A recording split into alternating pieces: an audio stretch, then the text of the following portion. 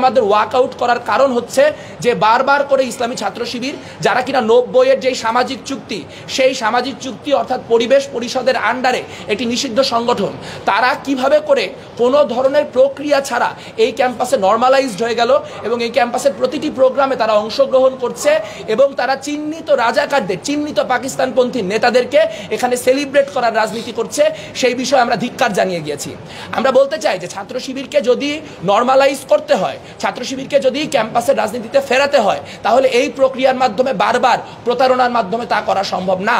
আমাদের কাছে গত 12ই আগস্ট যে লিয়াজো কমিটি, সেই লিয়াজো কমিটি বলে গিয়েছিল যে 90-এ প্রত্যাখ্যাত দুই ছাত্র সংগঠন অর্থাৎ ইসলামী ছাত্র শিবির এবং আপনার ছাত্র সমাজ, এই দুটি সংগঠনের বিরুদ্ধে ব্যাপারে কি করা হবে তা পরবর্তী মিটিংগুলিতে সিদ্ধান্ত গ্রহণ করা হবে। কিন্তু আমরা অবাক হয়ে দেখতে পেয়েছি এরপর লিয়াজো কমিটি বলেই আর কোনো কিছু এক্সিস্ট করেনি।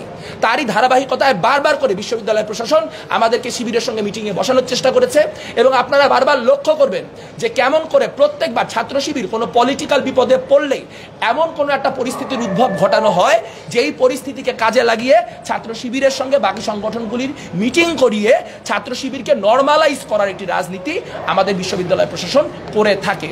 এবং এবারও আমরা দেখতে পেলাম, আপনাদের কাছে মিডিয়ার ফুটেজ রয়েছে, আপনারা সাক্ষী, আমাদের বিশ্ববিদ্যালয়ের যিনি প্রক্টর তিনি প্রত্যক্ষভাবে টিএসসিতে দাঁড়িয়ে গত 36শে জুলাই অর্থাৎ 5ই আগস্ট বলেছিলেন যে যারা চিহ্নিত রাজাকারদের ছবি এখানে টাঙালো তাদেরকে ক্ষমা প্রার্থনা করতে হবে এবং তিনি বলেছিলেন যে তিনি তার জায়গা থেকে পরবর্তী 2 দিন এই প্রোগ্রাম করার ব্যাপারে নিষেধ জানিয়েছেন।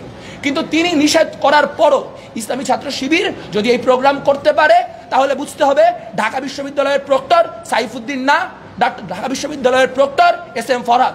আমরা SM ফরহাদের প্রক্টরশিপে ঢাকা বিশ্ববিদ্যালয়ের করা অন্য কোনো মিটিংয়ে অংশগ্রহণ করব না।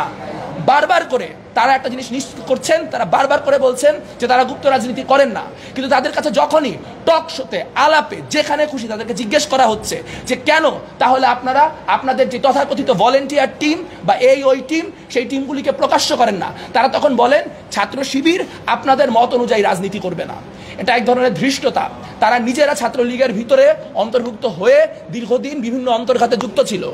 আজ তারা বামপন্থীদেরকে বলতে এসেছে যে তারা কুসুম কুসুম বিরোধিতা করে রাজনীতি করছে। আপনারা ছাত্রলীগ আমলে SM ফরহাদ, সাদিক কায়েম তাদের ছবিও দেখেছেন, মেঘমল্লার বসু, মাইন আহমেদ তাদের ছবিও দেখেছেন। আপনারা সেগুলি বিবেচক, আপনারা শেষ বিচারে সেগুলি জাজ করবেন।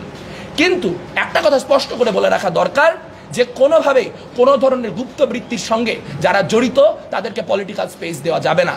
কারণ তারা সাধারণ শিক্ষার্থী নামকে ব্যবহার করে যেরকম সাধারণ শিক্ষার্থীদের যে রাজনৈতিক এজেন্সি, সেই এজেন্সি নাই করে দিচ্ছেন, একইভাবে আমরা দেখতে পাচ্ছি তারা কোনো পলিটিক্যাল প্রবলেমে পড়লেই সাধারণ শিক্ষার্থীর নামে তাদের নিজস্ব মত লেলিয়ে দেওয়ার মধ্য দিয়ে বিশ্ববিদ্যালয় প্রশাসনকে নানা রকম কাজ করতে বাধ্য করছেন।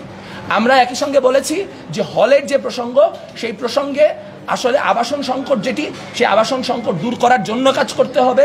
আপনার বিশ্ববিদ্যালয় প্রশাসনকে নিরপেক্ষ ভূমিকা গ্রহণ করতে হবে এবং ক্যাম্পাসে নতুন বা পুরাতন যে কোনো সামাজিক চুক্তি করার মধ্য দিয়ে নিশ্চিত করতে হবে যাতে করে কেউ এটি ভায়োলেট করতে না পারে এবং ভায়োলেট করলে তার শাস্তি কী হবে এবং বাকিরা তার বিরুদ্ধে কীভাবে সংঘবদ্ধভাবে লড়বে তাই নিয়েও আমরা কাজ করব, সেই আশ্বাস আমরা দিয়ে এসেছি।